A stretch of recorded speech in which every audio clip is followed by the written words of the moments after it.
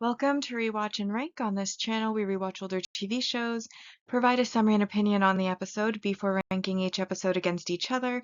Today's episode is Bleach Soul Society, The Rescue Arc, Episode 63, Rukia's Resolution, Ichigo's Feelings.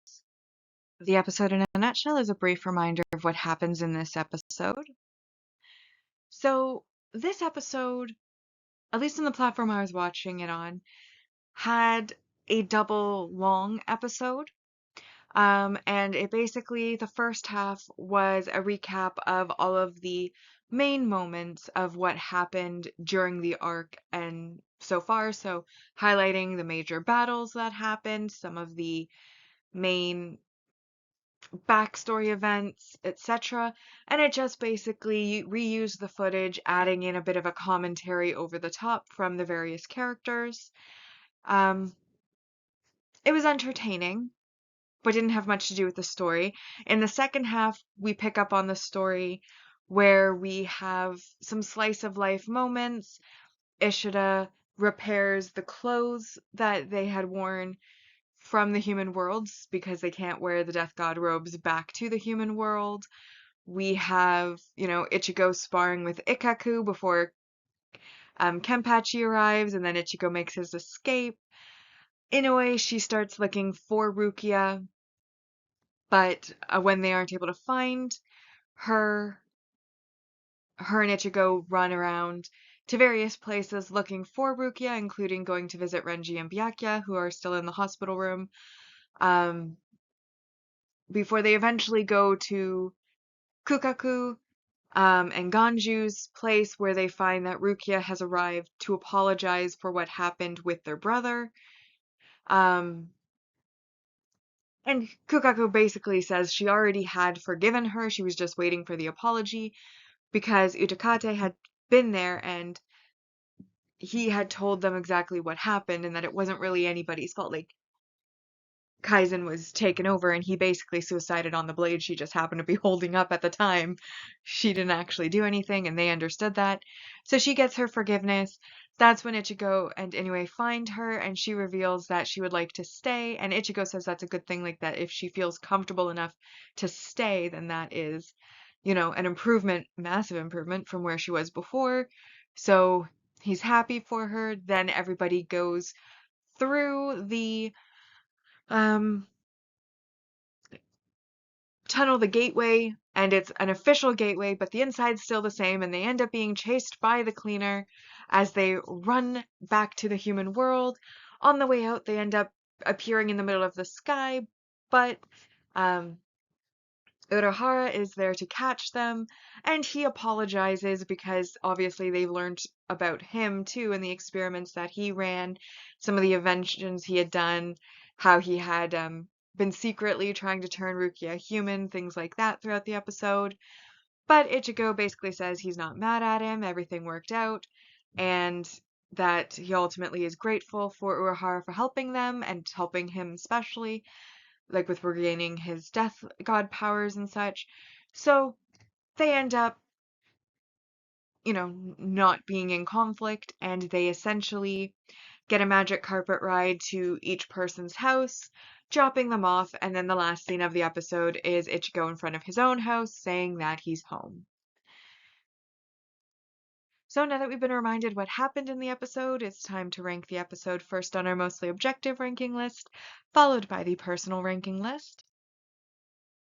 And we start with our multi-arc main character development, where Ichigo, I forgot about this in the summary, at a point before he goes through the gate, he's given an official substitute Shinigami badge because it's not the first time that it's happened, and it was determined apparently centuries ago that if a substitute Shinigami was seen to be beneficial to Soul Society, that they would be able to legally become a substitute Shinigami. The issue originally was that Aizen was manipulating things, and additionally,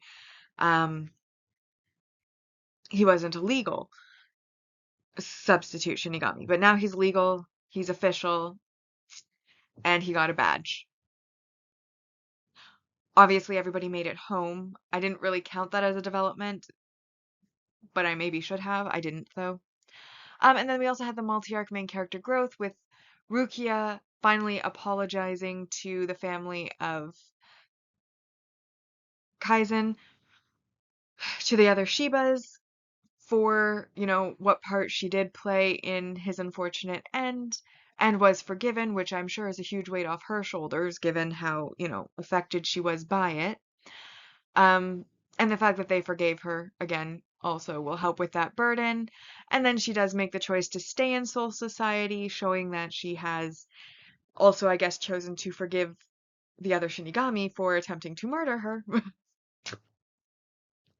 Anyways, that's 8 points.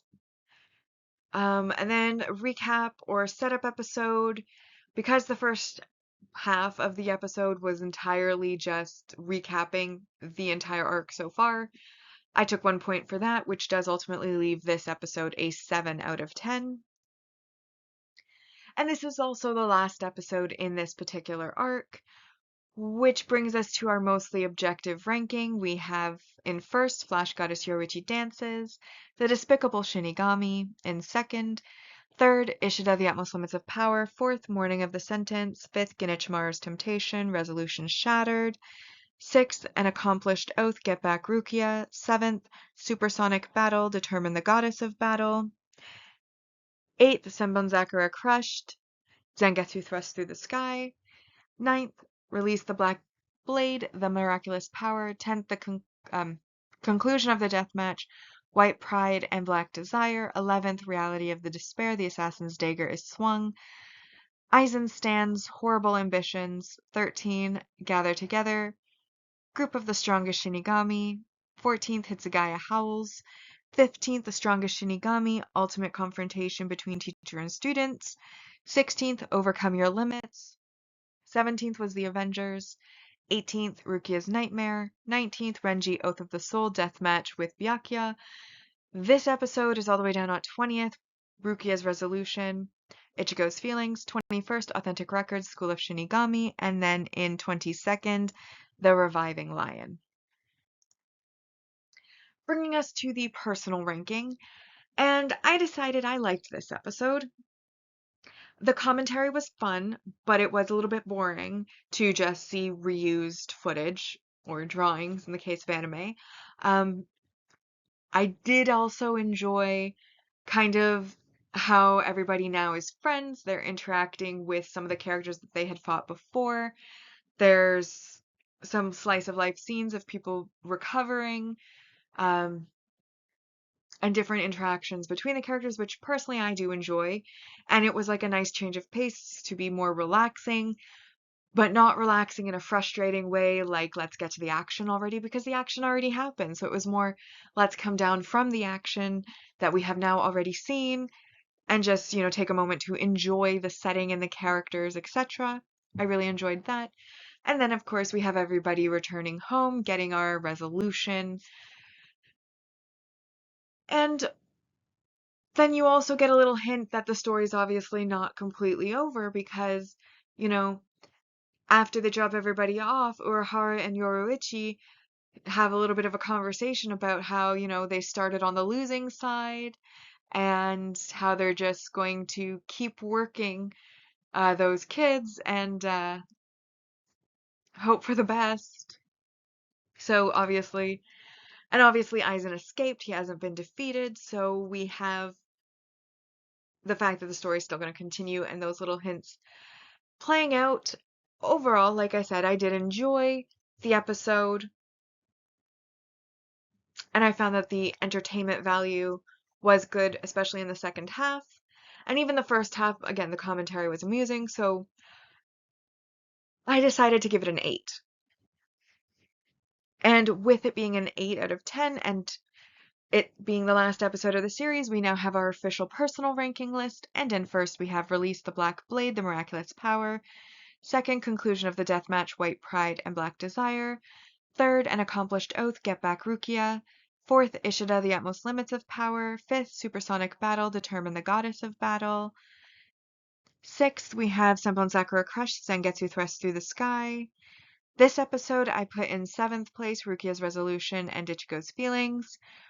8th, Despicable Shinigami. 9th, The Reviving Lion. 10th, Eisenstein's Horrible Ambitions, 11th Renji Oath of the Soul, Deathmatch with Byakuya, 12th Morning of the Sentence, 13th Hitsugaya Howls, 14th Genichimaru's Temptation, Resolution Shattered, 15th Flash Goddess Yoruichi Dances, 16th The Strongest Shinigami, Ultimate Confrontation between teacher and students, 17th was The Avengers, 18th Reality of the Despair, The Assassin's Dagger Swung, 19th Gather Together, Group of the Strongest Shinigami. Wow. 19th Gather Together, Group of the Strongest Shinigami. 20th Authentic Records, School of Shinigami. 21st Rukia's Nightmare, and then in 22nd, Overcome Your Limits. Which brings us now to our series ranking so far. And this arc gets its final place because we have now watched all the episodes, so the ranking is fully official. And we'll start on the mostly objective ranking. In first place, we have this arc, Soul Society: The Rescue arc. It ended with 194 out of 220, which translates to a final official score of 88.18.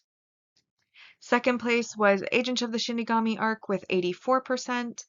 And then Soul Society: The Sneak Entry arc is in third with 75.24%. On the personal ranking side, we had, again, Soul Society: The Rescue arc coming in first place. Final score was 156 out of a possible 220, and that is a score of 70.91%. Agent of the Shinigami arc was in second at 63%, and then Soul Society: The Sneak Entry arc at 59.52%. But with that, we have now rewatched and ranked Bleach Soul Society: The Rescue arc, episode 63, Rukia's Resolution, Ichigo's Feelings. Like and subscribe if you'd like to, and I'll see you in the next episode.